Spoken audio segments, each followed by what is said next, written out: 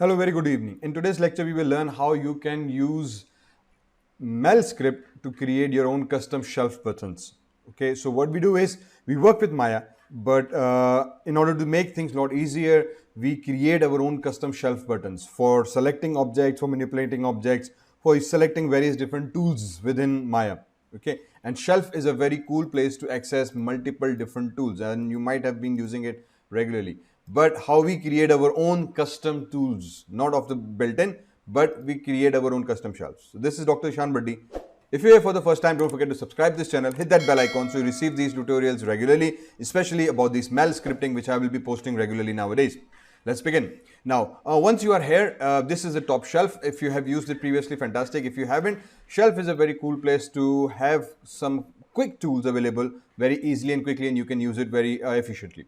However, at times you come at that you need to have your own tools available so that because everybody who works has its own customization. So in order to do that, we come into the shelf buttons, these two top buttons. If you click on the first button, it will quickly let you select a particular type of shelf, okay, which shelf you want to access. If you click on the button or this nut bolt button at the bottom, it basically gives you certain options. For example, shelf tabs. So it's by default check. If you uncheck it, you will notice that the shelf tabs have disappeared. Now this is this is where this first button comes into play. So now using this first button, you can actually switch between various different shelves. Okay, so whatever shelf you have available, you can use this button to access it. Just gives you that 2 centimeters of additional space. But I usually tend to leave this space available. So you have that space, but if you need more space in your viewport, you have a small screen, then you might just need to hide this button as well. If you come back into this nut bolt again, this is where the shelf editor is, the navigation shelf, the previous shelves, the next shelves, and so on and so forth. You can use this to go around these buttons. New shelf is where we create our new shelf, and delete shelf is basically where we delete the shelf. So if I have temp shelf selected, I can come here, delete this shelf. You want to surely delete this, click on yes, and that shelf is also deleted. So that's a one cool way of removing something. New shelf, for example, I can say poly tools. Now I can create a shelf that has specifically tools that I want to use, or instead of poly, maybe I can use modeling modeling tools. Okay, so I've clicked on okay. So this is a shelf that is my shelf that has polygon or whatever tools I'm basically going to use. However, currently it's empty. Now, in order to populate this shelf, there are basically two different ways. Either you use your own custom script or you use some predefined tools. So for example, if I come into edit shelf, okay, now I have a bevel tool, I have bridge and all these basic edit shelves and some mesh tools available here. All I need to do is, in order to populate this, I just come here and use these tools. But usually what I do is I start with something called delete or by type history. So in order to use this tool, in order to have this button here on my shelf, what I do is I press Control, Shift and click on it. So as soon as I do that, you would notice that the history option is available here. Again, Control, Shift. So what you do is you press, if I come back here, Notepad, okay, you use CTRL plus SHIFT Shift, okay, and click on any tool. So what you do, any tool that you want on your shelf, all you need to do is simply come here and click on Control Shift and click on that tool. So one thing, history, I tend to, whenever I'm doing modeling, I tend to delete the history if it's not needed. Second thing, I usually have it up here is called modify center pivot. Now this is something that we, or at least I tend to use a lot. So whenever I'm working with my Maya models, I create an object, I group them, regroup them, remove them, edit, extrude, the pivot points tends to get deferred, and I quickly need to use this tool here. So what again I do is Control Shift, click here, pivot point is created. Okay, similarly you can go into any of the other tools that you want to use and you can pin them here. For me, this is one tool that I want to use. Then inside the select tool, I can come here, I can sometimes use inverse select. This is also sometimes I use, and then grow and shrink selection, but I already know the shortcut keys for that and I basically use them as well. Okay, I think that's what we would do within my select as well. Then let's just come into the mesh, and now I start using more of my polygon tools. So bevel is something my bread and butter. I tend to use bevel a lot. I tend to use extrude a lot. I use connect, merge again is more commonly used. Detach is something that's not very commonly in my toolbox, but again you can have it. Extract is something there. I use poke and a wedge as well. Okay, flip symmetry, symmetrize, average vertices. Sometimes I tend to use that, but currently I won't go into it. Add divisions is yes, now it should be there. Then let's just come into insert tool, and then I will go insert into multi-cut, insert edge loop tool. So all I'm doing is holding down Control Shift and clicking on the tools that I want to have on my modeling tools menu. So Control Shift, for example, on insert edge loop tool, and it's already there. A create polygon tool, I don't use that often. And maybe sculpt geometry tool, yes, I want that here as well, so I click on this one as well. And so I have those tools that basically are commonly used in things. Then within mesh display, I tend to use this reverse, harden edges, soften edges, and in other words, I use set to faces. Okay, what they basically do is they work with the normal. So sometimes when you're modeling, extruding, beveling, chamfering, you tend to flip your normals, and then these are some 2-3 things that I use quickly to work within my Maya to correct the normals. Okay, again, there are tutorials down. I will leave the links down below so you can do that. Now, meanwhile doing that, you will notice that I have now tons of tools available here. Maybe I can go into the curves and I use these curves, but I tend to use curves completely separately than when I'm doing polygon modeling, so I will leave them as it is. I tend to use lattice regularly, and so I will put this tool here, UV. I will go into automatic mapping as well, and then sometimes planar mapping when I'm working in texturing. So I tend to do planar mapping of each faces as I go along, so I know that the textures are working fine. So it becomes easy, just select a face, planar map, and then just go on doing modeling. Okay. So here you can see I've created my quick modeling tool. This is an extremely efficient way of creating your tools or your own custom shelf. Okay. The one thing that we do is that you notice that I duplicated some of the tools here. So for example, I don't need any of these tools. How do I remove it? So in order to do that, again, we go inside our shelf.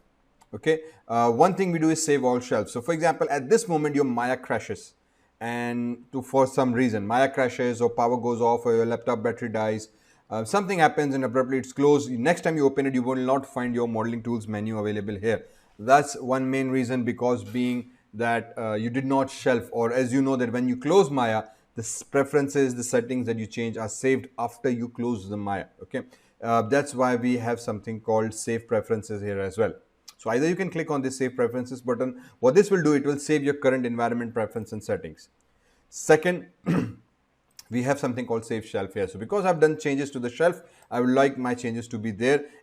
If you don't do it, doesn't really matter. Once you go inside file and you exit your Maya, at every time you exit, these two buttons are automatically click for you. So save preferences and exit, save your shelf, that happens automatically when you close it. But sometimes, abruptly, if your power failure occurs or your system crashes, you might lose some of the changes. So it's sometimes recommended that if you're working for long hours, do ensure you have your preferences and shelves saved.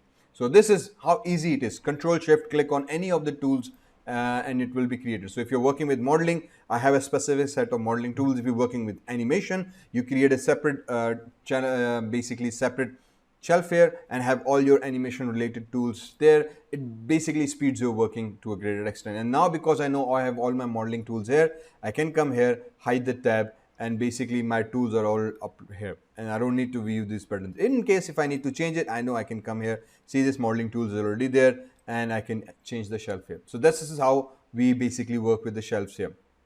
Now, remaining the option of, if I come back into options, let me bring back this shelf menu, edit options. So next point, edit. How do we edit the shelf once we have created it? For that, we have something called shelf editor. If I click on the shelf editor, a complete different menu pops up. Within this menu, you would find that you are in your modeling tools, and you will find that all other shelves that you have been seeing are basically available here. And if you select it, the menu gets changed at the same time. So if I scroll down again, I come back into my modeling tool, and you will notice all your tools that you included in your shelf are basically available here. Their icon names, you can change that to a particular different icon if you want to, but again, I prefer this icon anyway. Similarly, I can come here into the tooltips or whatever other labels information you want to change here. For now, because these are default tools, I don't want to tamper with that. Similarly, within this, you will notice that I have two insert edge loop tools options. Okay, both icons are visible here. In order to delete one, I will just click on this button here. This is delete shelf, create a move up and down, create new shelf, delete this item here. Okay, so these three buttons will work with the shelf itself. Similarly, these three buttons will work with the shelf item. So whatever item or icon you have here, basically you need to come on this panel here. You can scroll from 1, 2, 3, 4, 5, and you can move them up and down. Okay. So for example, in insert edge loop tool, I said, okay, this is an important tool. I want to be a little bit higher in the hierarchy, so I can select it, bring it up here. So you will notice this icon is shuffling, and I can say, okay, this should be here. So bevel, extrude, and insert edge loop tool. These are three my to-go tools. Then multi-cut, again, I want to use this. So let me bring my multi-cut at the top. So as soon as I click on these icons, these three shoes icons move. So you can edit your shelf arrangement very easily and conveniently as well. You can add another item here as well. Similarly, if I say, okay, now I don't need this insert edge loop tool here, I can delete this item and it's deleted, gone, as simple as that. So you come inside this icon here, go inside the shelf editor. This is the shelf editor where we edit our shelves, and then we create our shelves, save all shelf, and now my order and the structure is self. Similarly, I can come here and add one more shelf, and I say custom. Okay, now for example, I need to have a custom shelf here. What I do is I come inside my script editor and I write something called print and hello sh shelf item, inverted quotations close, semicolon, oops, and there we go. So I have a simple script written here. Now what custom basically means, or what custom shelf I want, is that I want to write a script that when I click on that icon, that script executes. So I don't have to come into script editor again, type the same command again and again. So for example, in this case, let's just start with the print. So what I do is I select the print statement, I come inside my shelf editor, and there's an option here called file, save script to shelf. So I click on that. This will ask me that enter the name of the new shelf item. So I can say print and click OK. And you will notice that now print is there on the shelf button with an M logo. Very nice and sleek, as simple as that. So next time I click on this button, it executes this command, displays the output. Next time I execute it, so every time I click on it, the shelf button gets printed, the command itself, print, and hello item. Now for example, I need to do changes, or I said, okay, this is one way of doing it. Okay, so I have a script. So whatever script you write here, basically you can transfer or shift it to your channel shelf button. Easy peasy. Okay, so one thing is, so once we have here, I need to edit this button again. Again, I go inside my options, shelf editor. Within my shelf editor, now you will note I have a print, but with this time I have something called command tab. So I can come here and I can say, okay, once you print it, you use something called \n. Okay, and then I come back into shelf, save all shelves. This time this shelf is edited. So every time I hit, notice there's a new line after each command. Okay, that's because I have my new line available. So once you write a command, you can edit it as well. Coming back into command window, in your shelf editor, you can edit it. Same thing, if you click on this new item here, it will create a new script. What's the name of the script? It will say user script, command line script. I can simply come into my command line and edit this script if I want to. So it says print user defined macro or any other statement I want. So for example, I can say select select -cl semicolon. What this will basically mean that it will select nothing. So if I have selected few options or few controllers in my window, I can come back into shelf, save all shelf. Next time I click here, it will select nothing, select -cl. So in order to select no object within my viewport, I have a button here, select nothing. Note it doesn't have a name. So we go back into the shelf editor, and within my shelf editor, I would again assign it a particular name. Now where does the name go? So I come here, rename this shelf into deselect. So once we are here, I write a deselect. Then in order to name the icon label, I would also say make it deselect, select. Click on save all shelves, and hopefully this time we will have a deselect name available here. Okay, so you can very easily edit the shelves. The icon label would be the icon label, the name would be the name. You can specify it here, and all the shelves are created. So this is one way of creating a shelf. You can create a new item here, go inside the command, write a command here, or you can come into the script editor, write a command here and drag that script, select that script, and then go inside the menu here, file, save script to shelf. So let's bring it to a more useful thing. So for example, I have a character available and I want to do animation of it, but I need to select various different components. Now typically what we do is we either have a detailed GUI, or what I do in my case is that I select certain components, and if you note, as soon as I select a component, its select code comes up inside my shelf editor. That's what's the advantage of shelf editor or script editor is, sorry. Okay, so what we do is I come here, I delete all the previous codes, I delete everything here. So everything is clean. Again, these 2-3 buttons, we discussed that in previous class. I come here, select my left arm, select the finger controls, select the right arm, select the finger controls, select the elbow, and select the shoulders. Okay, and I don't think so I need to work with the IKFK right now, but that's we go. So for example, I have an arms, left and right arm selection code done. So what I do is I select everything from here. Okay, so everything is selected. So now that's the advantage of Maya. You get the code for operations you perform on your viewport. So if I selected few objects, I actually got the source code for selecting that particular object. Now what I do is save select to script to shelf. Simple as that. Even from your history panel, you can write the same code or you can use it from history panel as well. Once I selected, for example, I can say arm underscore SEL, so arm controls, or in other words, arm let's just CTRL. Okay, use that arm control, click OK. Save this script as a MEL or Python. Currently we're working with MEL, and by default this code is a MEL code, so I use a MEL code here. So now what happens is that if I click here, deselect everything, everything gets deselected. I click on this button here and notice all the script gets executed. It selects all the controls.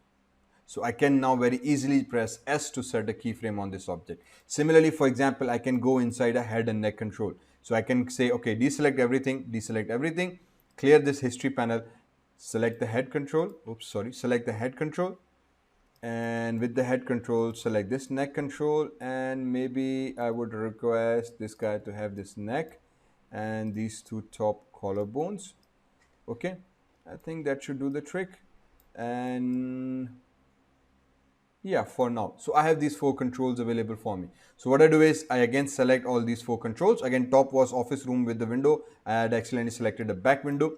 So I will not use that. Use these 4 commands, go inside view, save script to script, and I can say head CTRL, head control, click OK, save it as a MEL, and now I have a head control here. So I select deselect, everything gets deselected. If I click on arms, arms get selected. If I click on head, head gets selected. Okay, so to be on the safe side, now one more thing we want to do. I want to ensure that when I select head controls, only the head controls are selected and nothing else is selected. Okay, so what I do is I go inside the edit script shelf.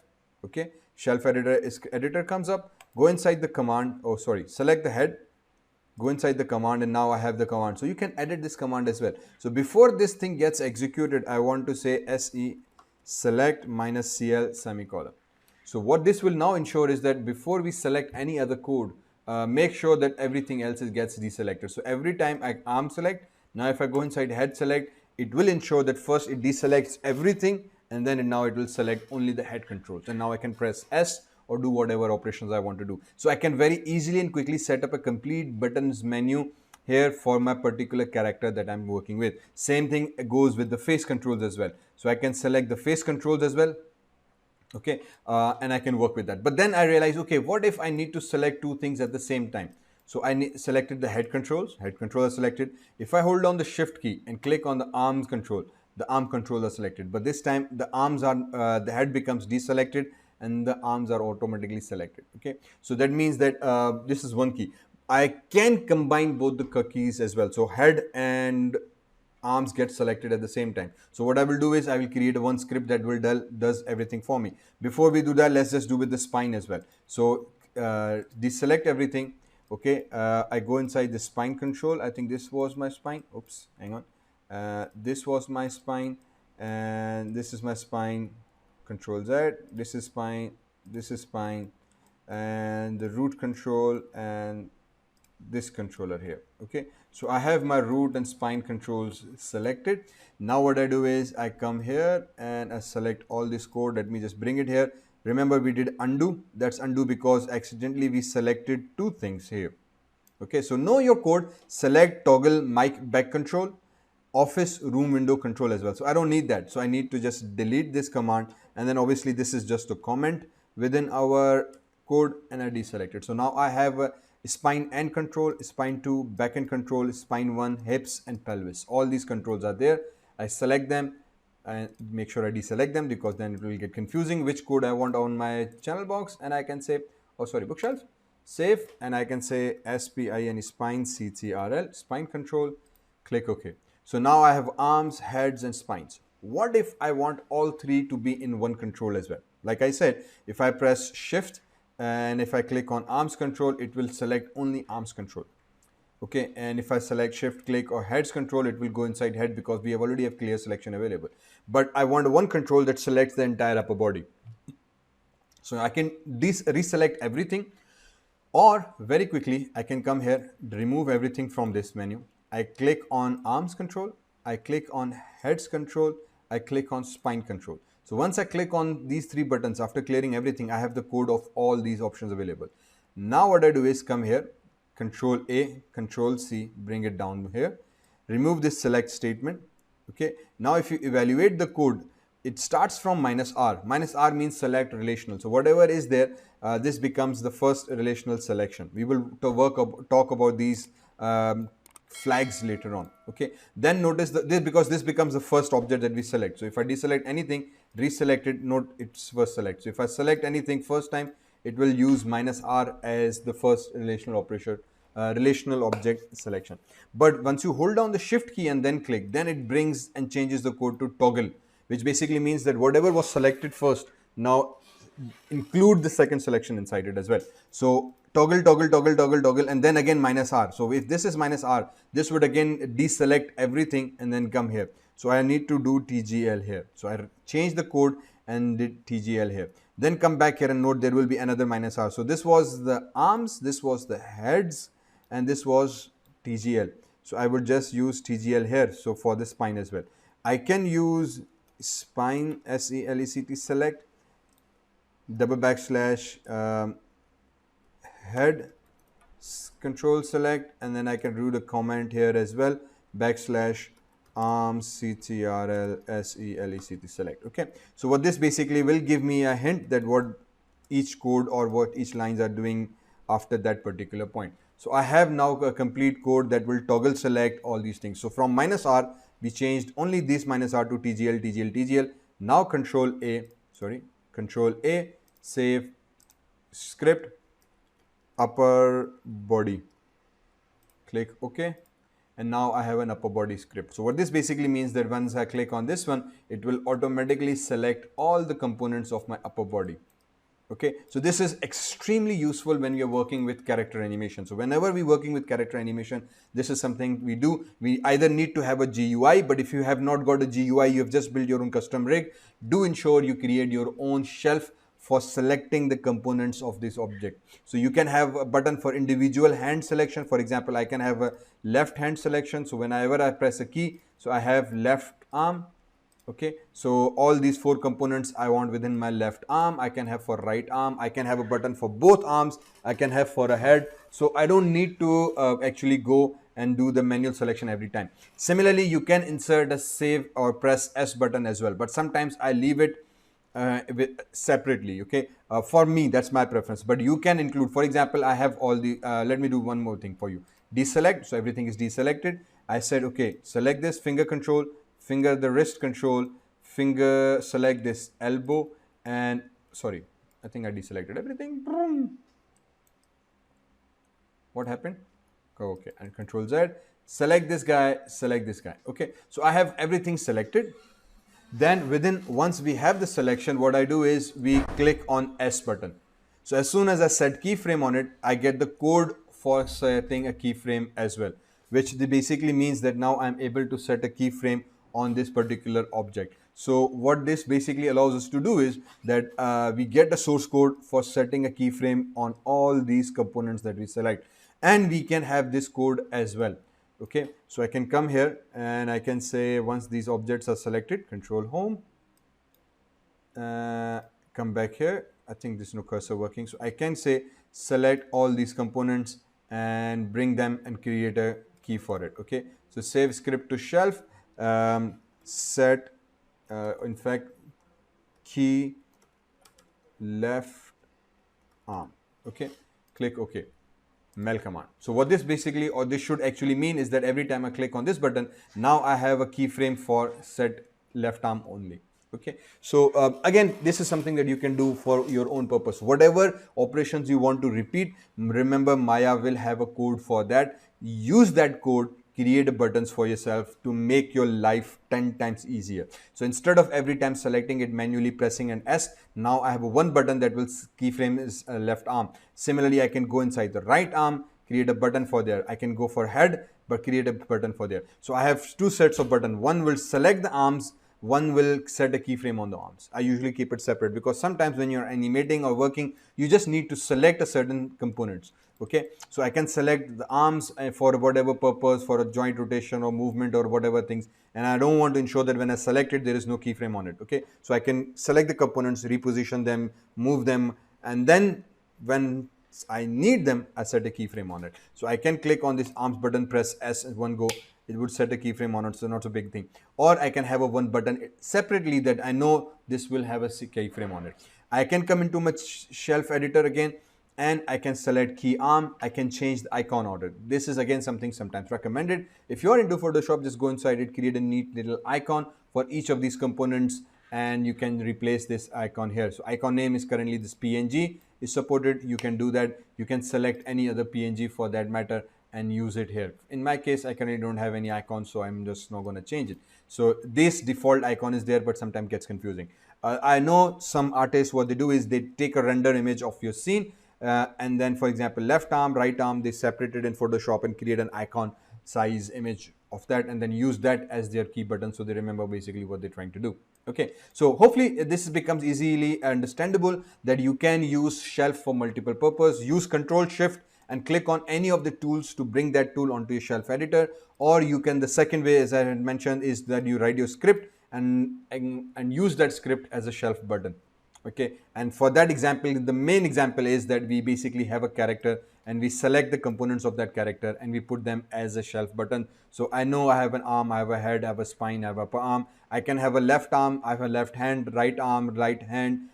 Similarly, I can go down, spine separately, root separately, legs separately, and other components that I have in my rig depending on what you want to do. For example, face, I can have a separate buttons for each of these components. For example, left eyebrows has these three buttons. So in order to keyframe, set a keyframe on that, every time I need to select these three components and then the room is selected. So I have to go into the selection, making sure that I only select the curves. So it becomes a very tedious thing. But if you have a shelf available that has all these buttons customized one time, save that shelf, it's available. The neat other thing that you need to remember that once you save the shelf, it gets saved in your Maya 2000 preferences window. So you can go inside your documents, Maya 2020 preference folder, shelf, there will be a shelf called custom shelf. So if you are exporting your settings or you want to transfer somewhere, this is the file that you need.